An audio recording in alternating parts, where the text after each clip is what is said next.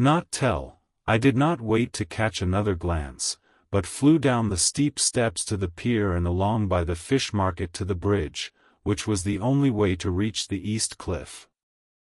The town seemed as dead, for not a soul did I see. I rejoiced that it was so, for I wanted no witness of poor Lucy's condition. The time and distance seemed endless, and my knees trembled and my breath came labored as I toiled up the endless steps to the abbey. I must have gone fast, and yet it seemed to me as if my feet were weighted with lead, and as though every joint in my body were rusty. When I got almost to the top I could see the seat and the white figure, for I was now close enough to distinguish it even through the spells of shadow. There was undoubtedly something, long and black, bending over the half-reclining white figure. I called in fright, "Lucy! Lucy!" and something raised a head, and from where I was I could see a white face and red, gleaming eyes. Lucy did not answer, and I ran on to the entrance of the churchyard. As I entered, the church was between me and the seat, and for a minute or so I lost sight of her. When I came in view again the cloud had passed, and the moonlight struck so brilliantly that I could see Lucy half reclining with her head lying over the back of the seat. She was quite alone, and there was not a sign of any living thing about. When I bent over her I could see that she was still asleep. Her lips were parted, and she was breathing not softly as usual with her, but in long, heavy gasps, as though striving to get her lungs full at every breath. As I came close, she put up her hand in her sleep and pulled the collar of her nightdress close around her throat. Whilst she did so there came a little shudder through her, as though she felt the cold. I flung the warm shawl over her, and drew the edges tight round her neck, for I dreaded lest she should get some deadly chill from the night air, unclad as she was. I feared to wake her all at once, so, in order to have my hands free that I might help her, I fastened the shawl at her throat with a big safety pin, but I must have been clumsy in my anxiety and pinched or pricked her with it, for by and by, when her breathing became quieter, she put her hand to her throat again and moaned. When I had her carefully wrapped up I put my shoes on her feet and then began very gently to wake her. At first she did not respond, but gradually she became more and more uneasy in her sleep, moaning and sighing occasionally. At last, as time was passing fast, and, for many other reasons, I wished to get her home at once, I shook her more forcibly, till finally she opened her eyes and awoke. She did not seem surprised to see me, as, of course, she did not realize all at once where she was. Lucy always wakes prettily, and even at such a time, when her body must have been chilled with cold, and her mind somewhat appalled at waking unclad in a churchyard at night, she did not lose her grace. She trembled a little, and clung to me.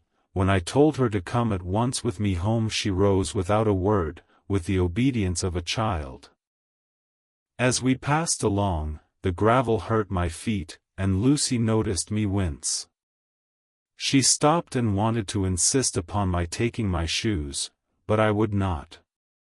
However, when we got to the pathway outside the churchyard, where there was a puddle of water, remaining from the storm, I daubed my feet with mud, using each foot in turn on the other, so that as we went home, no one, in case we should meet any one, should notice my bare feet. Fortune favored us, and we got home without meeting a soul. Once we saw a man, who seemed not quite sober, passing along a street in front of us, but we hid in a door till he had disappeared up an opening such as there are here, steep little closes, or wynds, as they call them in Scotland. My heart beat so loud all the time that sometimes I thought I should faint. I was filled with anxiety about Lucy, not only for her health, lest she should suffer from the exposure, but for her reputation in case the story should get wind. When we got in, and had washed our feet, and had said a prayer of thankfulness together, I tucked her into bed. Before falling asleep she asked, even implored me not to say a word to anyone, even her mother, about her sleepwalking adventure. I hesitated at first to promise, but on thinking of the state of her mother's health, and how the knowledge of such a thing would fret her, and thinking, too, of how such a story might become distorted, nay, infallibly would in case it should leak out, I thought it wiser to do so. I hope I did right. I have locked the door, and the key is tied to my wrist, so perhaps I shall not be again disturbed. Lucy is sleeping soundly, the reflex of the dawn is high and far over the sea. Same day, noon. All goes well. Lucy slept till I woke her and seemed not to have even changed her side.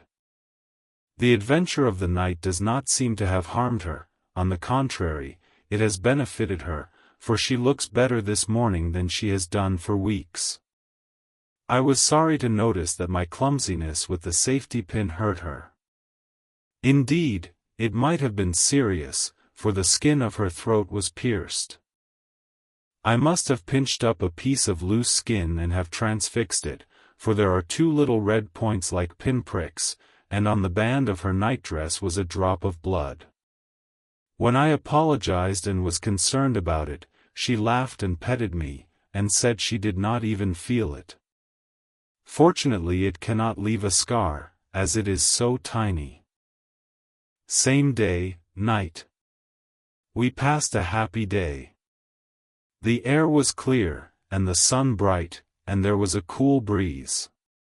We took our lunch to Mulgrave Woods, Mrs. Westenra driving by the road and Lucy and I walking by the cliff path and joining her at the gate. I felt a little sad myself, for I could not but feel how absolutely happy it would have been had Jonathan been with me. But there. I must only be patient.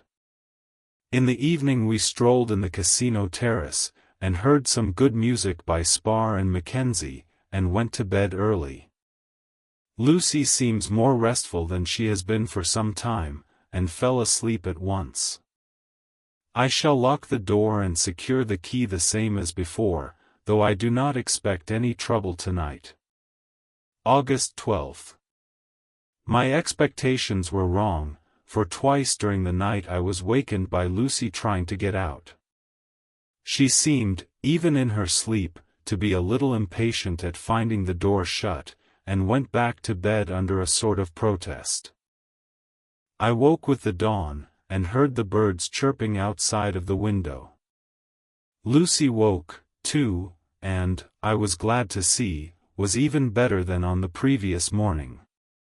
All her old gaiety of manner seemed to have come back, and she came and snuggled in beside me and told me all about Arthur. I told her how anxious I was about Jonathan, and then she tried to comfort me. Well, she succeeded somewhat, for, though sympathy can't alter facts, it can help to make them more bearable. August 13th. Another quiet day, and to bed with the key on my wrist as before. Again I awoke in the night, and found Lucy sitting up in bed, still asleep, pointing to the window.